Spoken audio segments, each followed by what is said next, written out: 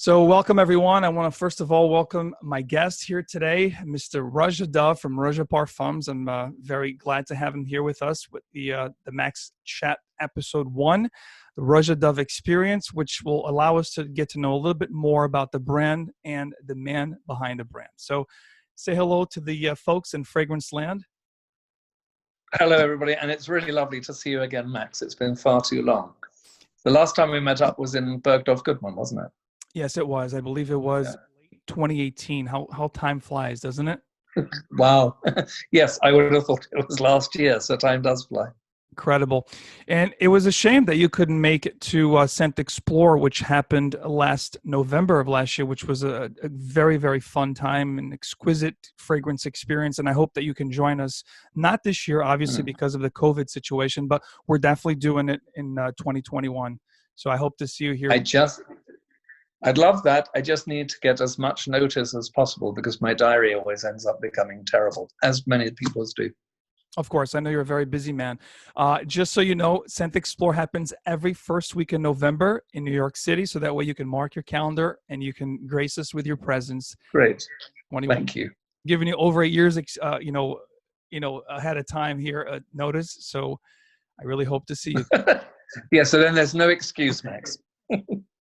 So, first and foremost, first I want to know, first thing here, which is going to be a regular thing here. Tell us your scent of the day. What are you actually wearing today if you're wearing something?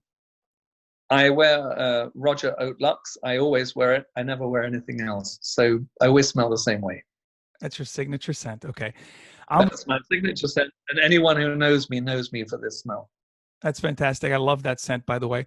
I am wearing Brut Aftershave. That's the only thing I'm wearing today, just Brut. I will wear something else probably later on today. I have a few things that I'm reviewing, but quite this second, just Brut Aftershave. Let's get on here with the show. Tell us a little bit about, I know you're a busy person. So what is a day like? What is a Roja Dove day like? What do you normally do? You have like a routine? Tell us a little bit about your day. How's your during this lockdown or normally? Because my days at the moment are very different to my normal days. Tell us a normal day in the life of Roja Dove, not but normal day. So the beauty of a normal day for Roja Dove is there is no such thing as a normal day. The nearest to a normal day will be Monday, because unless I'm abroad, I normally have Monday in one of the offices here, where all of the creative teams are. So I normally spend the time with my head of creative. I have a meeting with the production team, finding out updates on where we are with every new launch that we're doing, the PR team and the training department. So that's the only day that is very structured and very similar. Apart from that, every single day is very different, which is one of the things I personally love. I know some people like regularity and organization and all of that, but my days are always very, very different, and I really do enjoy that. Kind of go with the flow.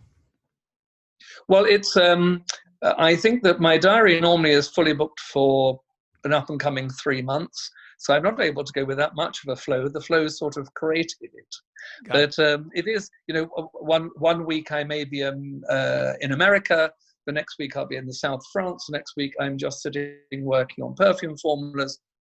So there isn't a regularity to a day. So and I like that. I mean, I normally always get up, I suppose, around 7 o'clock, 7:15. I normally don't go to sleep during the week until about 12 or 1.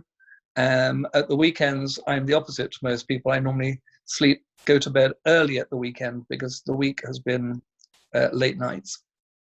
That's great. All right, let's go into the next question here. Tell us about how you started in the fragrance world. Perhaps give us a little bit of a background, some of the companies that you might have worked for, some of your great creations in the past that you became really well known for, and maybe how you really got into the Roja Parfums brand, because I think it's that old of a brand, right? I think it started in 2013. 2011. I know in 2013 is where it gotten a really good boost and push in the fragrance community, where a lot of people started to talk about and discover your wonderful creations. So my mistake, 2011. So yeah, give us a little bit of the back. Sure. I first became aware of smells of scent when I was a tiny boy. The famous story when my mother came to give me a kiss goodnight, I made a connection between the perfume she was wearing, her face powder, a person, and a minute in time. And I've always said I believe that was the moment I was put on a path that I was born to walk down. As a young teenager, I used to spend all of my pocket money, my spare money, on bottles of scent. I found them fantastic. I always said I thought they were like releasing genies. You just need to be able to allow them to take you on the journey that they would take you on. And I found that they were fabulous. When I was maybe about 16, I discovered the house of Guerlain, or became aware of it, and I became fascinated by it. And cut a very long story short, I had the enormous good fortune of being offered a job by one of the members of the family, Robert Guerlain, who said I'd be less of a nuisance in the company than out of it. Because of who they are, I was introduced to an enormous number of perfumers, people like Guy Robert, who made Equipage, Madame Rochas, Calèche, and Amouage, the original Amouage. I ended up working with women like Nancy McConaughey, who made Ivoire de Balmain. And these people were all very, very kind to me. And one of the things that I learned very early on about our industry is it generally is full of kindness. People who are very generous with their time, generous of spirit. And so I ended up working at Guerlain for 20 years. I left on October the 31st, 2001. I was invited into Harrods, the department store in Knightsbridge, which I'm sure all of your listeners will know very well, who said to me, "We want to open a perfumery with you." Now, that was a very, very strange thing, because most people would be banging on Harrods' door to try to get in to do anything. And there was me having a cup of tea with the conversation, "We want to open a shop with you." And so off the back of that, I opened the Roja Dove Parfumerie, which is now in its 16th year. It was the first perfumery anywhere in the world to have the name Haute Parfumerie. And my idea with it was to celebrate the craft of the perfumer. It wasn't about whether it was the latest, the oldest. It was about, in my opinion, it was personal edit, was the perfume the best example of its type? And the perfumery just took off. Today, this perfumery now has been responsible for Harrods opening an entire floor called the Salon de Parfum. It's a brand new floor in Harrods, the 6th floor, it didn't exist before, which is dedicated, and its sole raison d'etre is to celebrate perfumery. So I'm very, very proud of that. People used to come up into my shop wanting to buy Roja Dove fragrances, and there weren't any. People found that strange. I never thought people would be interested in my work. It was the reason there weren't any perfumes there. I was just doing bespoke work for a handful of clients. And then I decided that I would launch a little collection, Scandal, Enslaved and Unspoken, a floral, a chypre, and oriental. There was any place in the world you could get them, and that was that. Then in 2009, my mother died. I was devastated.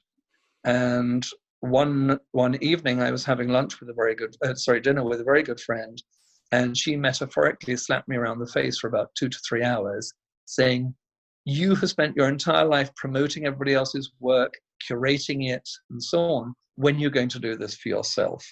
And I realized that what she told me was right. And I left there deciding that I was going to launch my own brand, which we launched on July the 2nd, 2011. What you've just said about lots of people not being aware of it, starting to become aware in 2013, I think it's important to think what our industry is like. You know, it's owned by a few monster corporations that have the most enormously deep pockets. And we're a totally privately owned, self-funded English brand. And so to begin with, we launched exclusively in Harrods. I asked the buyer, how much product do I need to make, never having made a commercial product before. She said, make this much, it will last you 4 to 6 months. We did, and we sold out of every single piece of stock within 10 days. Within 6 months, we were the most successful launch in Harrods history. That is something I'm extraordinarily proud of. I still don't know quite how it happened, but I think a lot of it was the perfumes have something very particular about them, which you either like or you don't. But if you like it, they're very singular. And I also believe that the internet, the online fragrance community, which itself wasn't nearly as big or as established back then as it is now, allowed people to become aware of my work, because people online certainly were talking about it. And so it, of course, took it some time to gain traction. The next countries we opened in New York, in Bergdorf Goodman. We opened in the Middle East, in Dubai, in particular, in Abu Dhabi, and we opened in Moscow. So that was the beginning of us opening, which, of course, started to raise awareness. And the rest, as they say, is history. We've just, in next month, we will celebrate our 9th anniversary. And we're now in over 300 stores around the world, in over 50 countries. And with all of it, I just pinch myself, because when I had that dinner, I could never have imagined that it would have turned into the thing that it is today. Sorry, that was a very long answer. I hope it was all right. Fantastic. Thanks for sharing all that. And I guess we can hope to see a 10th anniversary, beautiful fragrance coming up in a year or so, right? Nothing's planned, but I don't know any other way to that's what I would know how to celebrate. So watch this space, more than likely, but it isn't fixed. Limited edition. Maybe just that. Now, going back to the stuff you said about when you were young, you started to really appreciate fragrance and save your money to buy stuff, just nostalgic reasons, and to get the people to know you a little bit more. Would you care to share maybe some of your, favorite memories of some of those fragrances that you wore back? Of course. Yeah, of course. The sense that I fell in love with Aramis, which was made by Bernard Chante, as we all know, which is the masculine twist on his creation, Cabochard. I absolutely loved it. They were one of the first brands to start making all sorts of grooming products when there weren't grooming products in it. And I thought they were all wildly exotic and really had to save hard to have them. Thought I was the bee's knees with whatever it was I bought. I really loved Eau Sauvage, Rudnitska, for Dior. My personal favorite scent was a very old perfume from Balenciaga called Eau de Lavande. It's been discontinued for years, but I really thought I was ultra chic when I had it. I'd often con my mother into buying me a bottle, I think. But I think those are some of my, the biggest scent memories I have. They were the fragrances I wore from the age of maybe 14 through to being 18. And then when I was 18, I discovered a Guerlain perfume called Jicky, and I wore it for about a year and a half. I used to buy a half-ounce, 15 ml bottle of perfume every week when I was 18, and it took nearly a third of my wages to be able to afford to buy it. But every week when I opened the bottle, I felt like a king. And then about 18 months after that, I started to wear Guerlain's Mitsouko. And I wore Mitsouko for nearly 30 years. And it was the perfume everybody knew me by. And then one day I smelt it and I didn't recognize it anymore. And so I had to start to think, how did I want to smell? And that's how Roja Haute Luxe came about. And that's due to reformulations that you didn't recognize it anymore, or just? Well, I think for a lot of reasons. As you know, it's a very, very old formula. It was made in 1919. There are a lot of raw materials that are not allowed anymore. So I think when you wear a scent every single day, as you and your listeners will know better than almost any other people on earth, you become so intimately involved with the scent, you know every nuance of it. So the minute there's any modification, where people that don't wear it might not notice it, if you wear it, you certainly do. Absolutely. I can relate. I can definitely relate. Now, going back to your brand, so is there anything in the pipeline that you would like to share as far as perhaps maybe a new release that you're excited about? I know with the whole COVID thing, everything's kind of on halt, but maybe you have quarter of this year or the first quarter of next year, anything that you would like? So as you say, we had, of course, things planned to launch for the rest of this year. There were no, and the biggest launch we have had, as you know very well, is the Parfum Cologne collection, which in the scheme of it is still quite new. So there's a lot of growth and work for us to do around those. But this year coming through, I had worked on things very specifically for specific stores. In fact, two of them being in America. The sadness is that we don't know. One of them was Neiman Marcus. Well, as you know, they're filed for bankruptcy, so we don't know quite where they'll end up and what the story will be with the COVID thing as well. So everything's just been put on hold at the moment. But I will, at the end of July, beginning of August, we will launch one scent for a very, very specific reason. It's something we will launch in England, but of course it will be available online. It will have a very, very limited distribution. When you end up hearing what the scent is, you'll understand why. I had created a perfume for the Royal Opera House in Muscat, which was supposed to launch this September, but it's been put back till next September. And but at the end of this year, we will come with a major launch. Haven't got a date fixed, November through to February, which we'd never normally say saying that broad, but all of it depends on how everything pans out to do with this lockdown. Sure. I think the last stuff besides the Parfum Cologne collection was Oceania, right? Those were your last launches? Yes, so it's Oceania and the Roja Dove Perfumery 15 for its 15th anniversary. And then, of course, the Harrods collection. I don't know if you're aware of that, exclusive. So, yes, they're the most recent launches. Now, we're going to get to a little sensitive question here because I know these are all your babies. But if you had to maybe give us your top 3 favorite fragrances that you've created that you're mostly proud of. Okay. I would have to say without any maybe is Diaghilev. I have said ever since its launch, I've said I hope it's a perfume I'm always remembered for creating. I think it's big, bold, baroque, and unapologetic. Huge sheep, if somebody likes the big sheep. So without question that. A good night kiss, because without my mother's influence, certainly we wouldn't be talking today because this brand wouldn't exist.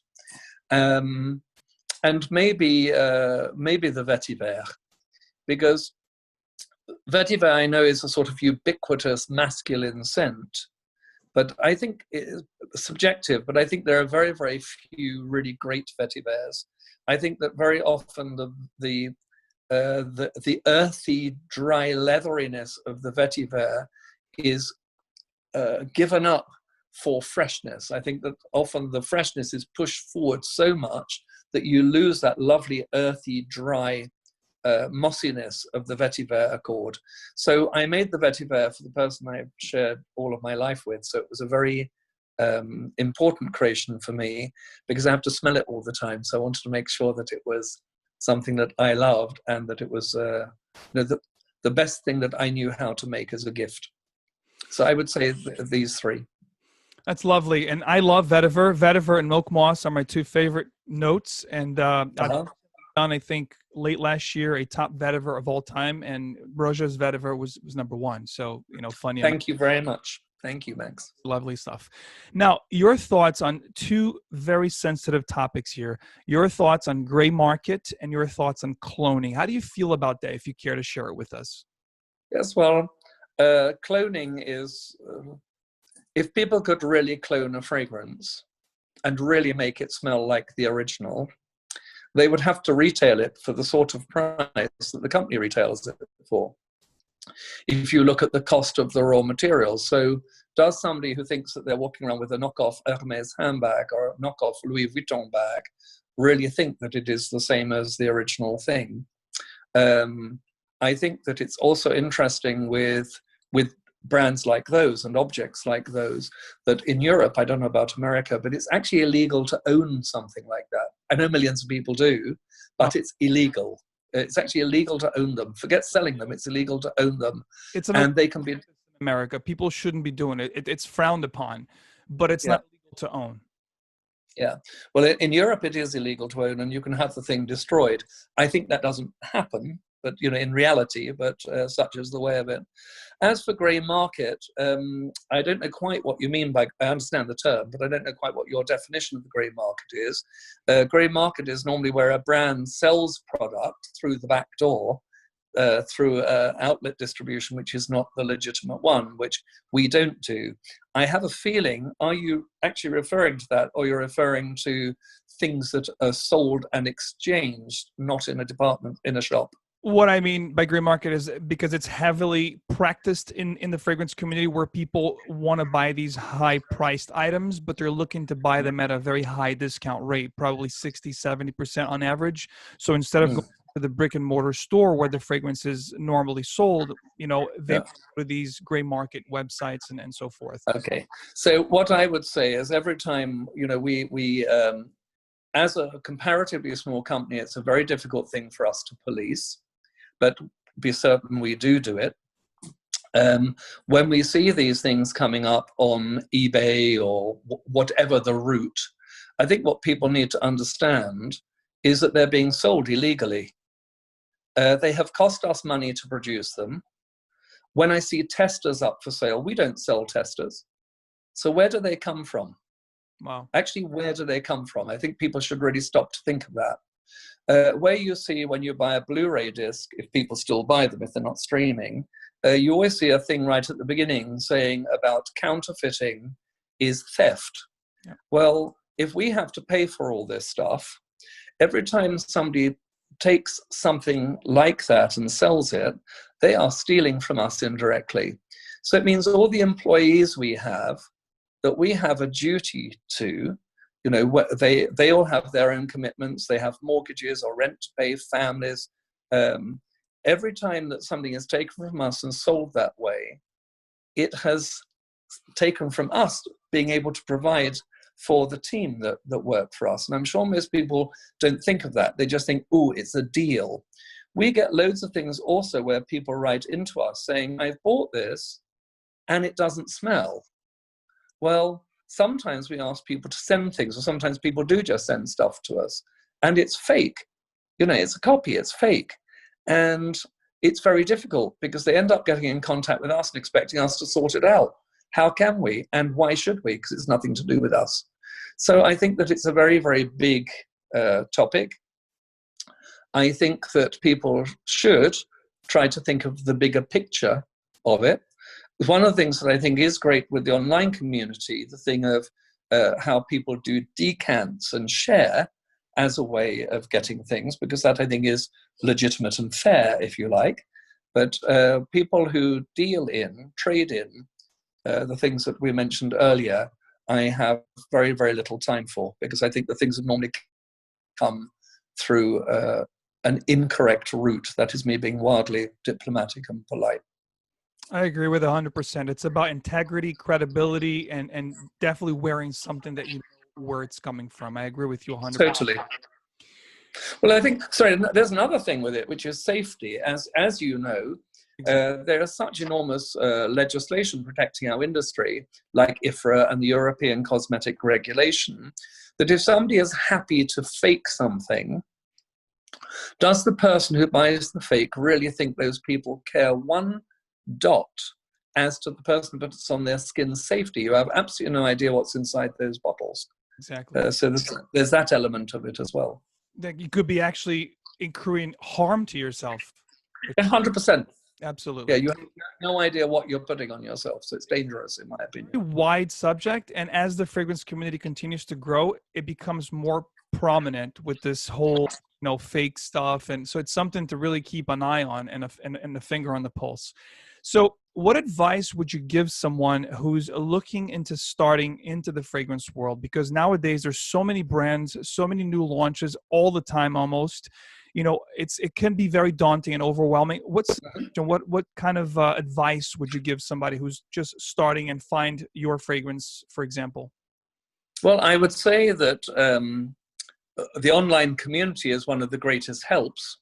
Not because you're online, but I actually believe that to be true. It's why I spend the time I do, and I'm happy to spend the time interacting with people like yourself, but also lots of the end consumers. I think that the online community, people are really great at sharing opinion. So if somebody was to write, you know, I'm really starting up, where do I start? I'm sure that they're going to get a lot of opinion. Sure. I think it's really important to understand it's nothing but opinion. So try and see if there's commonality through the recommendations. I think that it's really important to take time when you're buying something, that you really consider a purchase. It's, I think, a bit like going out on a date, or no, going out.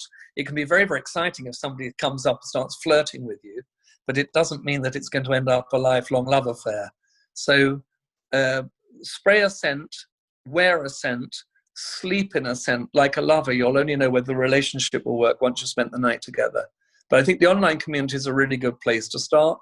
I think if a company has really good customer service, then once you start to understand a company, then it's worth writing into the company saying, I'm thinking of this, this, and this, so that maybe if they make discovery atomizers or something, you can try them that way, or maybe you can get to try scent through splits or whatever through the community. I don't know if that helps, but that's what I think.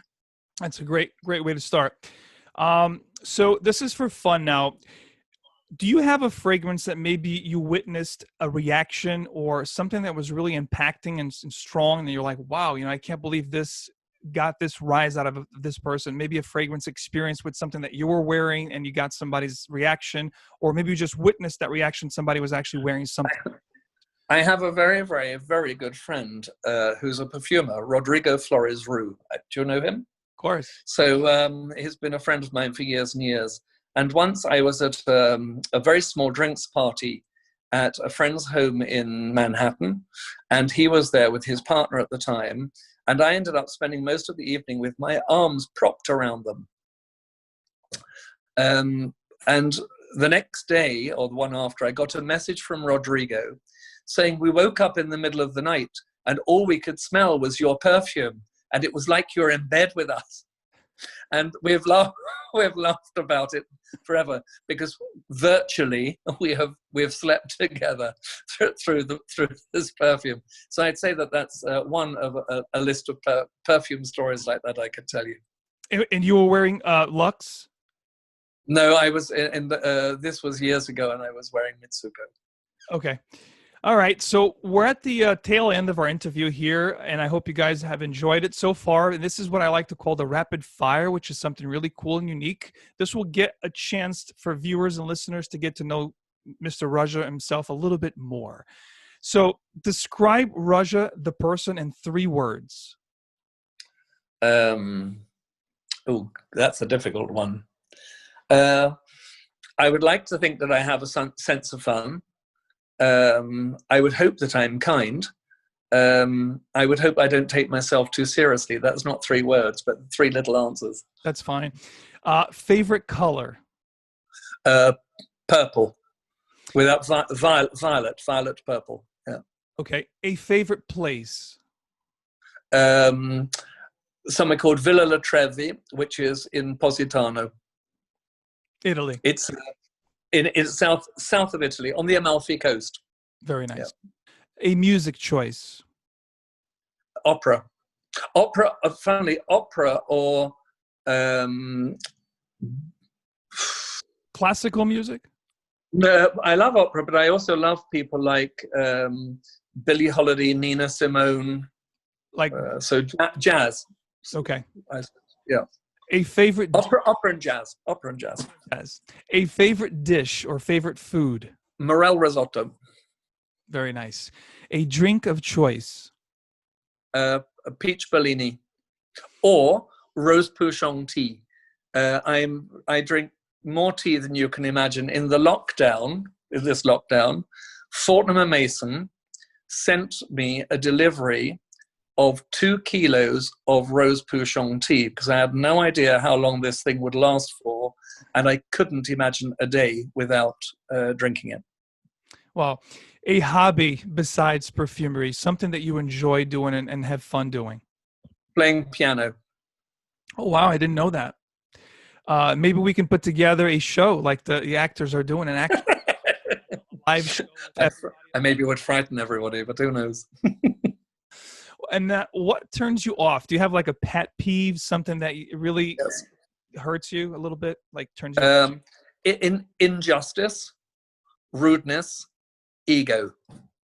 Wow. If you weren't a perfumer, what do you see yourself doing? Like if you had never fallen into this beautiful, art, do you see yourself? becoming a pianist? What do you think you would have become? Jeweler. I think either a jeweler or a jeweler. I can imagine that because I adore it. I love gems myself too. Ruby is my favorite gem. Beautiful stuff. Is it? Yeah, ruby's my. If you could have one superpower, what would that be? Time travel. If you want to know the reason, it's a bit odd. Because I think that the old saying, we never appreciate things till we lose them. So my time travel wouldn't be because I want to go back hundreds of years in history, but it would maybe be to be able to have a few more moments with people that are no longer with me, where I might have wished I could have said or done something that I hadn't done. Yeah, I agree. Time is such a precious commodity that sometimes we overlook. And one last one here for fun. If you were an animal, what would that animal be? Or is there an animal that you're mostly fascinated with? Oh, that's very difficult.